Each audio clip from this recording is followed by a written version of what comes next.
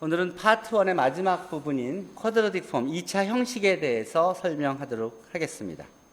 2차 형식은 각 항이 2차 디그리 2인 다항식으로 수학, 물리학, 경제학, 통계학, 이미지 처리 등 다양한 분야에서 사용이 됩니다. 여러분들이 이렇게 2차 이렇게 두 변수를 받는 2차 곡선의 방정식 그리고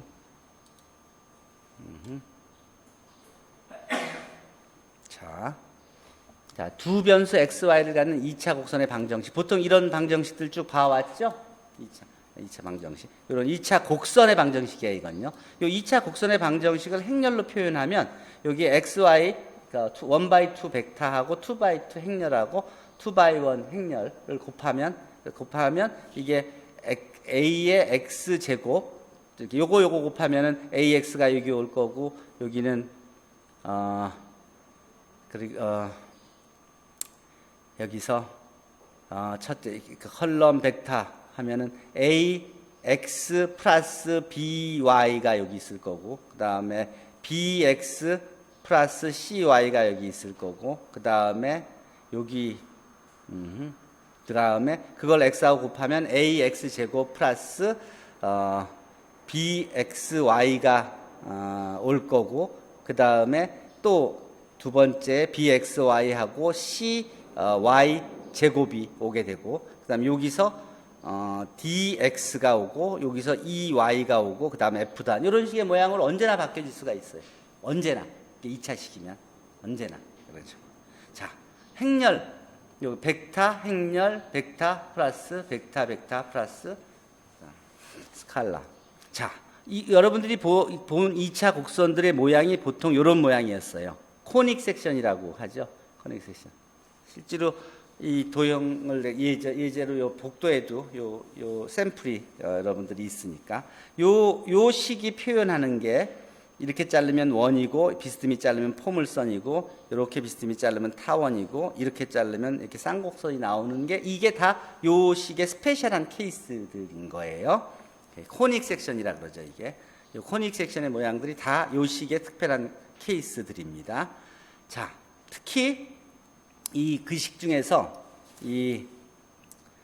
요런 표현으로 표현되는 그 식을 우리가 스탠다드 포지션에 있는 그런 식들이라고 하고, 요 스탠다드 포지션에 있는 원뿔 곡선을 좀 분석해 보면 타원은 요런 모양으로 생겨 있죠. 2차 식 중에서도 이렇게 단순화시키면 요렇게 생긴 식이 타원이고, 요거 장축, 단축.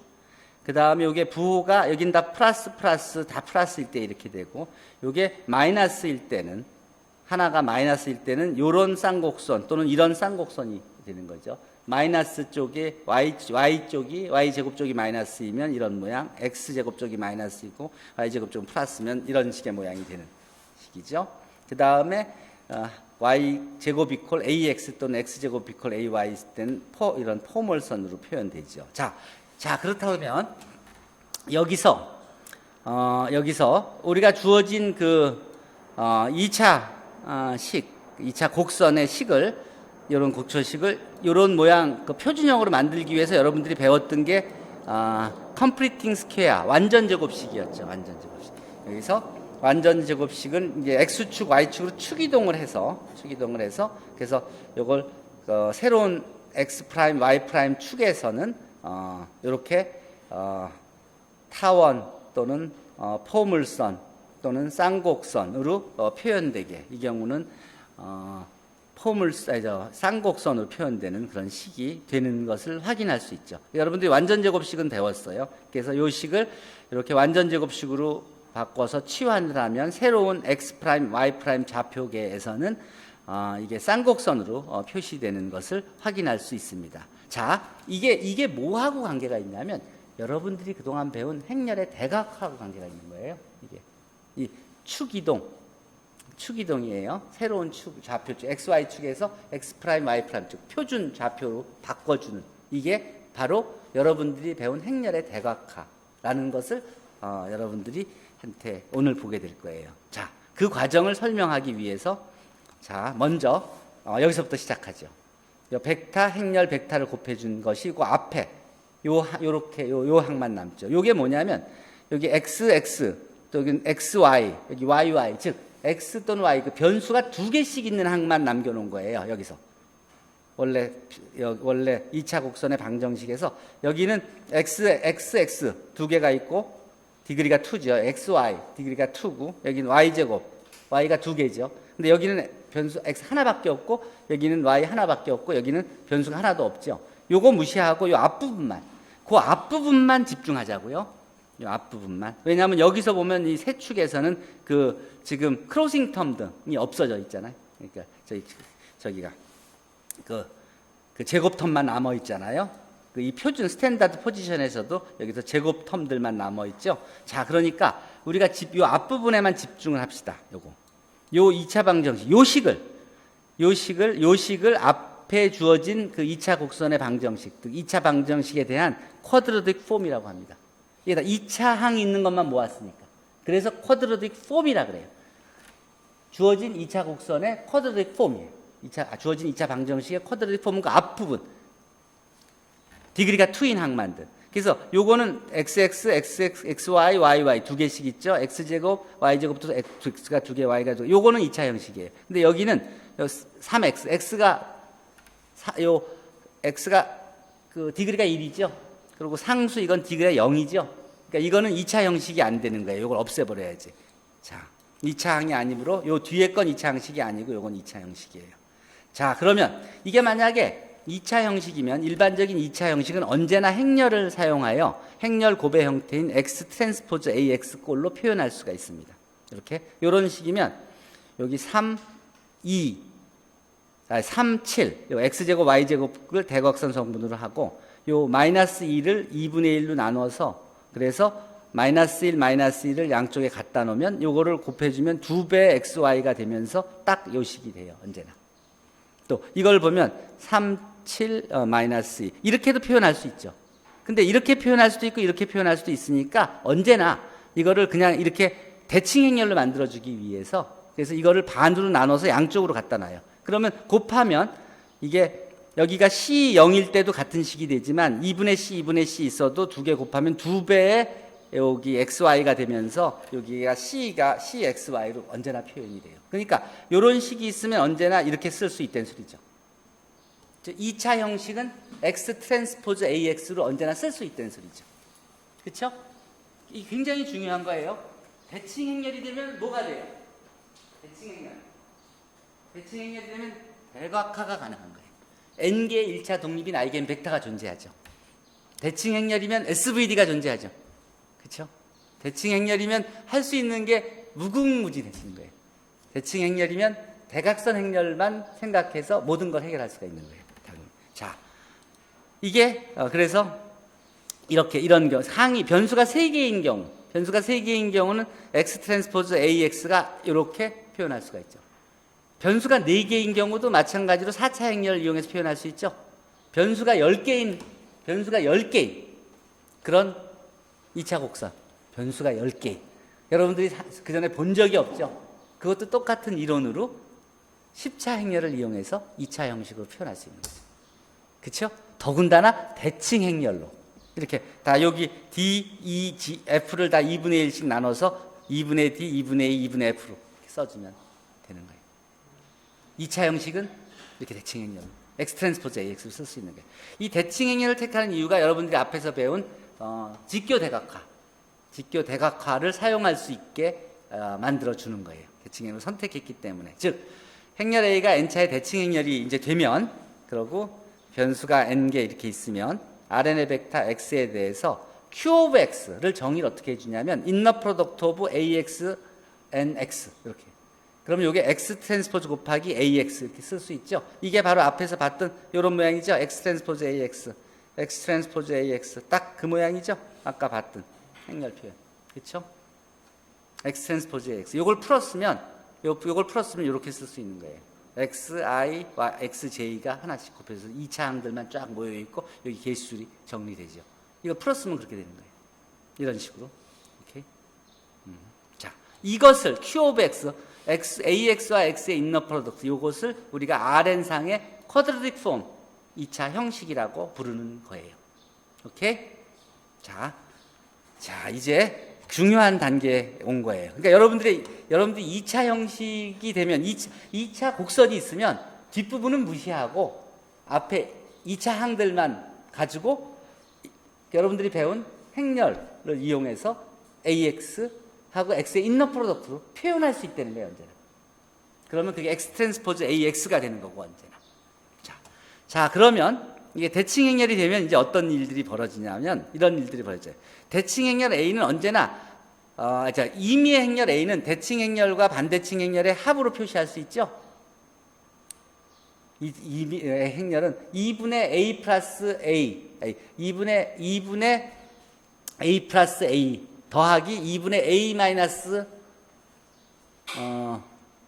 그러니까 A는 어떻게 쓸 수 있냐면 2분의 A 플러스 A 트랜스포즈 더하기 2분의 A 마이너스 A 트랜스포즈로 쓸 수 있죠. 그러면 앞에 부분을 B라고 하고 뒷부분을 C라고 하면 행렬 A는 B 플러스 C로 풀었을 수 있죠. 자, 그러면 언제나 X 트랜스포즈 반대칭 행렬 C는 1x1 행렬이고 C 트랜스포즈도 마이너스 C가 되는 거죠. 이게 엔티 시메트릭이니까 반대칭 행렬이니까 엔타이 시메트릭, 그러니까 이게 스큐 시메트릭 행렬이니까, 그러니까 C 트랜스포즈는 B 트랜스포즈는 B고 C 트랜스포즈는 마이너스 C가 되거든요. 근데 1x1 행렬인데 C 트랜스포즈하고 마이너스 C라 그러면 그게 결국은 1x1 행렬인데 플러스 값하고 마이너스 값이 같다는 소리죠. 그럼 2배 C가 0이라는 소리죠. 그러니까 C는 0이라는 소리죠.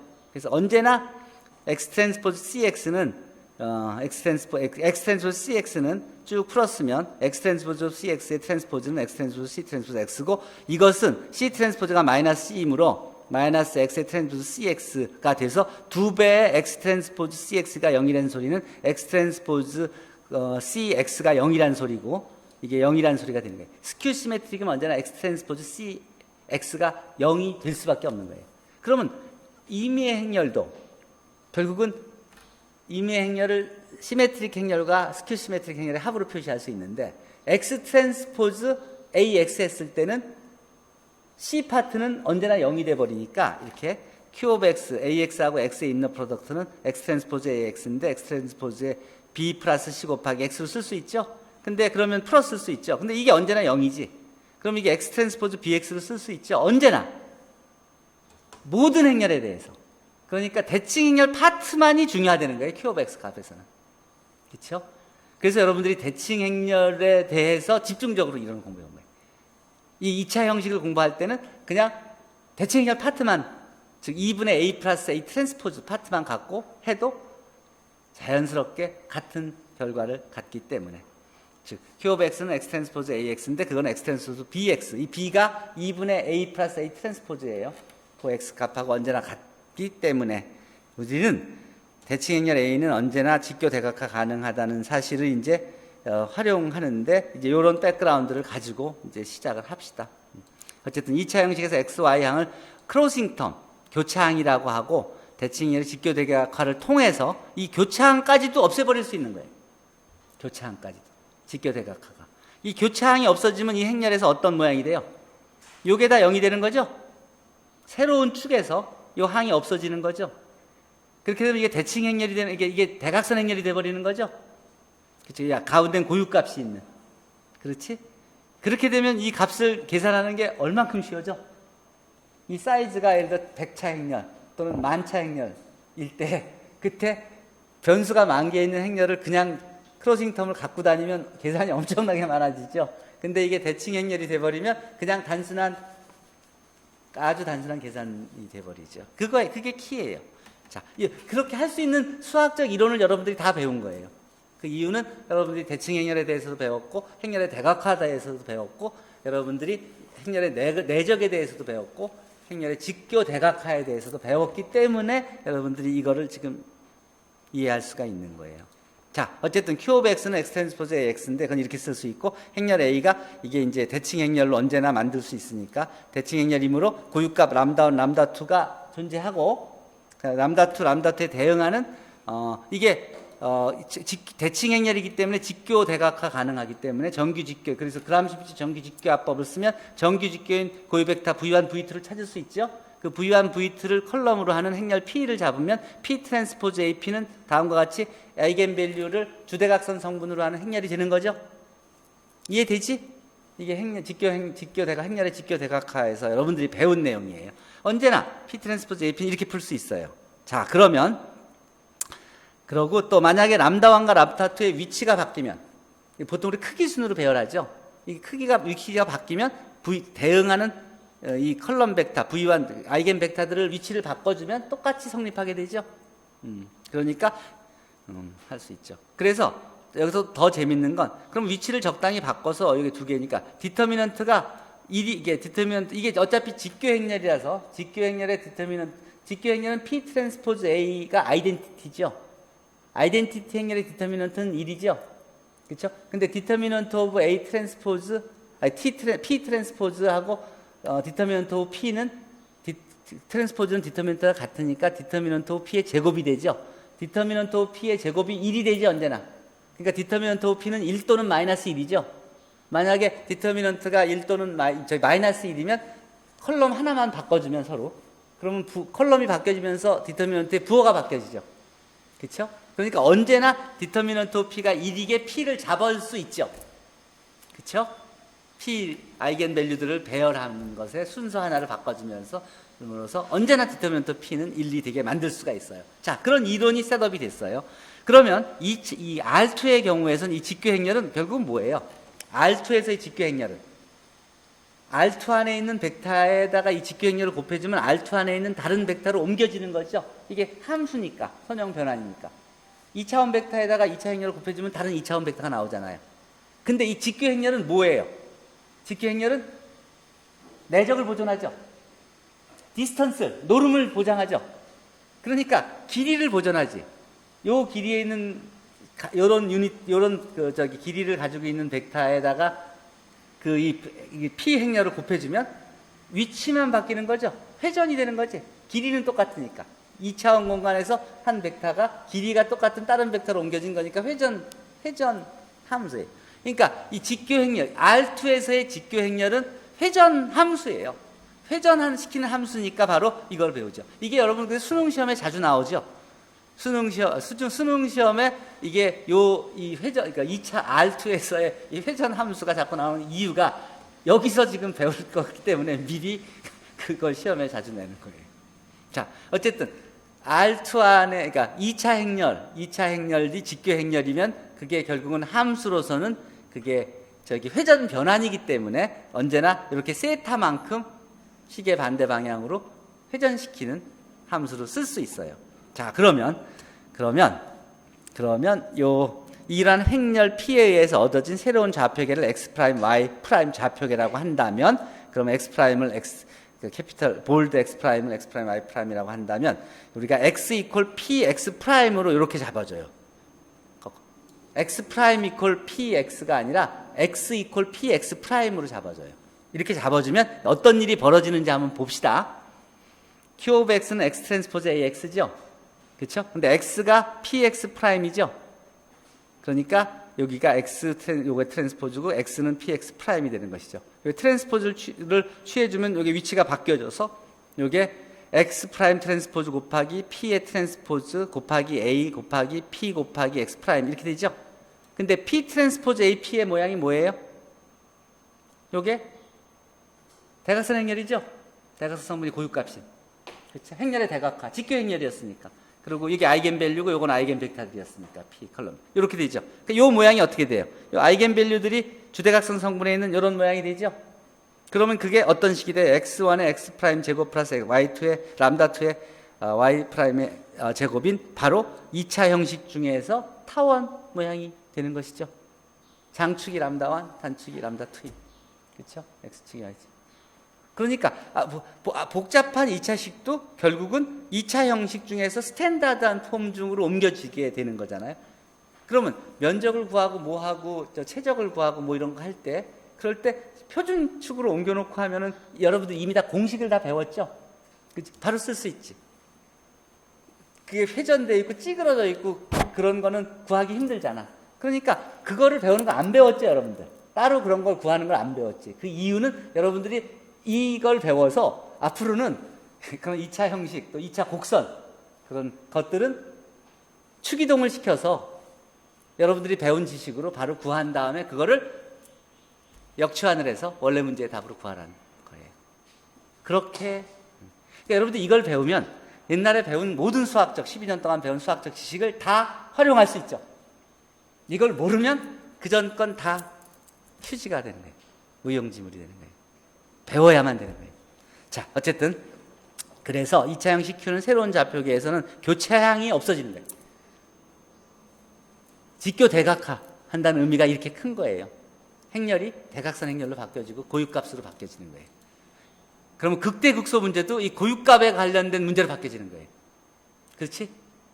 극대극소 문제.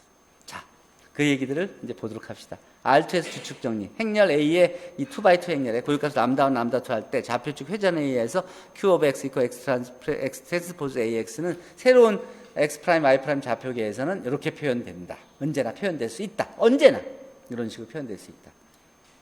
이 회전은 행렬식이 1이고 그 디터미넌트 P는 1이고 그리고 A를 대각화하는 직교 행렬을 P라고 할 때 X equal P X 프라임이라는 치환해에서 얻어질 수 있다. 이게 R2의 주축 정리예요.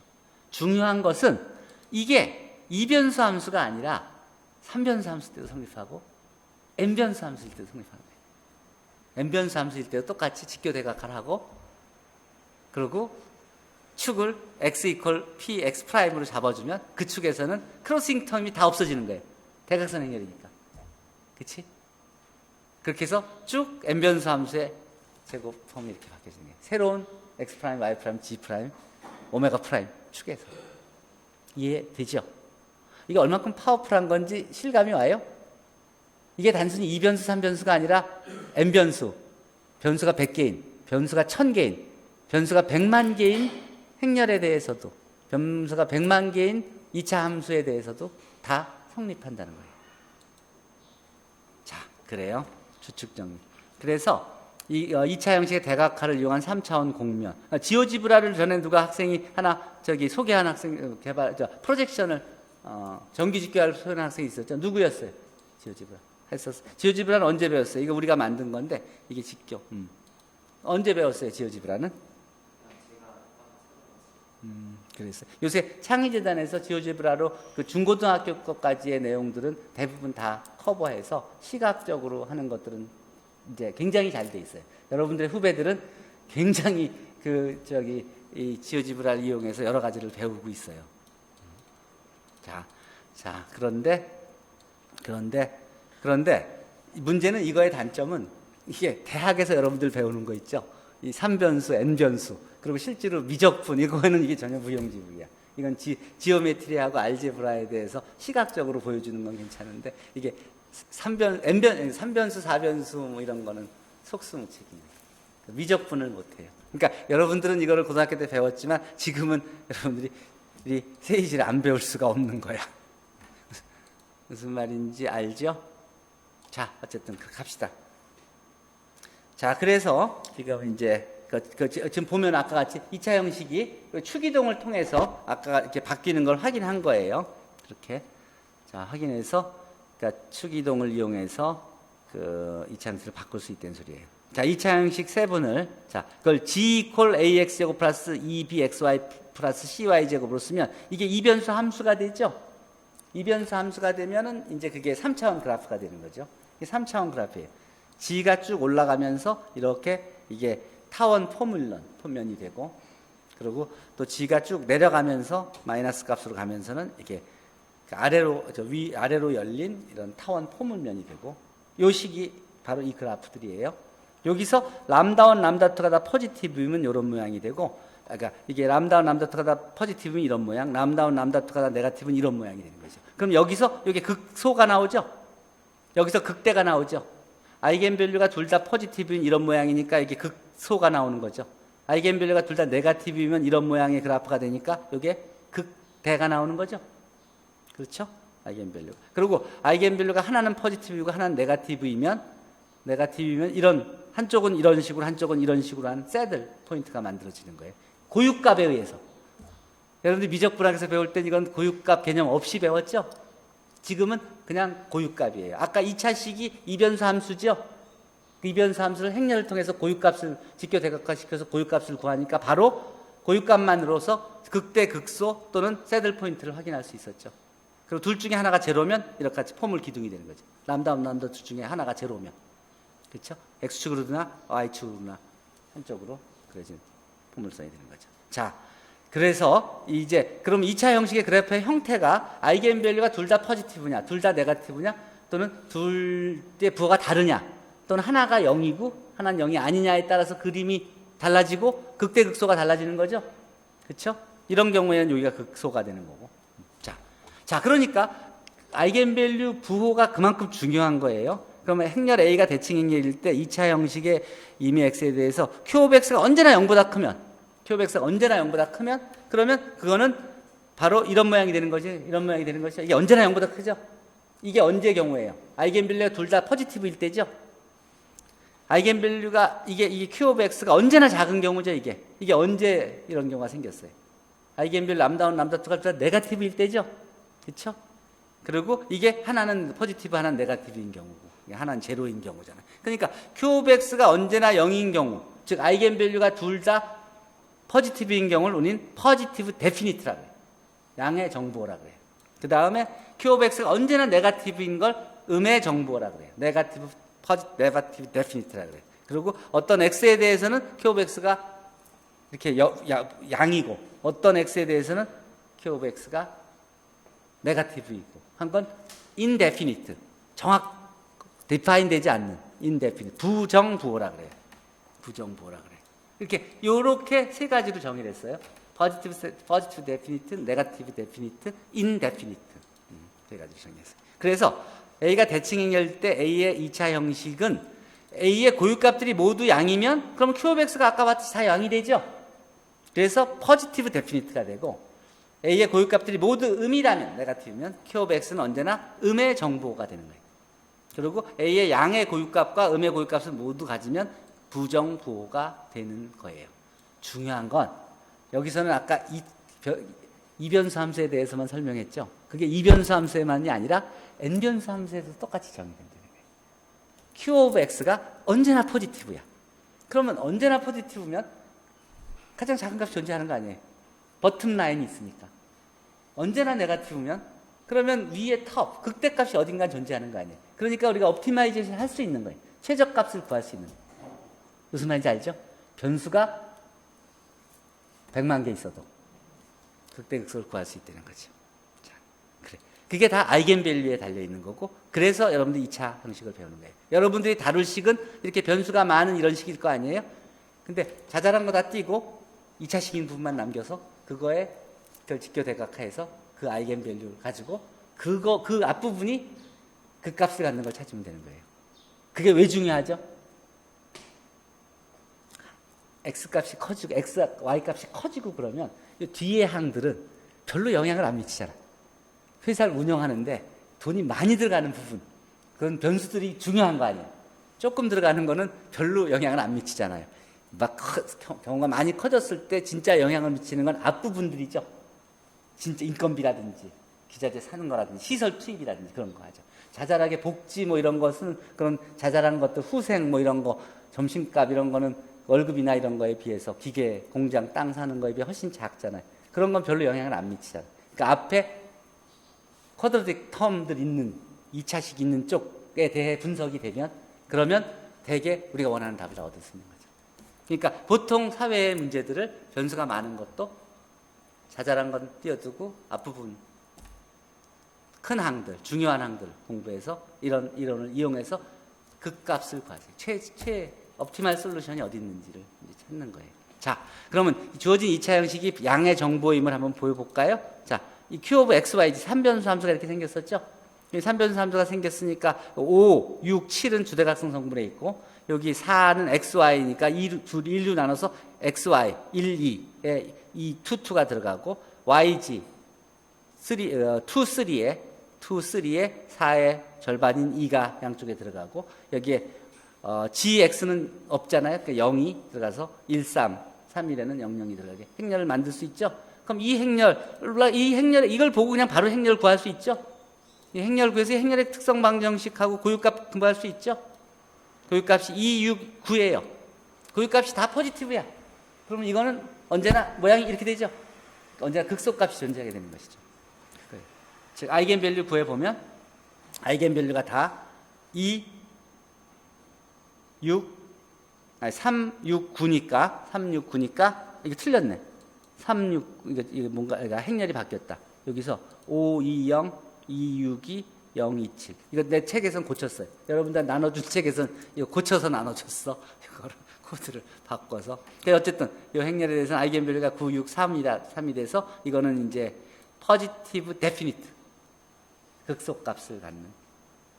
그 다음 이 2차 부정보임을 보여라. 요 행렬, 요것도 마찬가지로 이제 쉽게 행렬을 구할 수 있죠. 그럼 이걸 구해보면 이 아이겐밸류가 4, 1, 마이너스 1. 즉 어떤 건 플러스고 어떤 건 마이너스잖아. 그러니까 새들 포인트가 존재하죠. 그러니까 부정보, 인데피니트가 되는 거예요.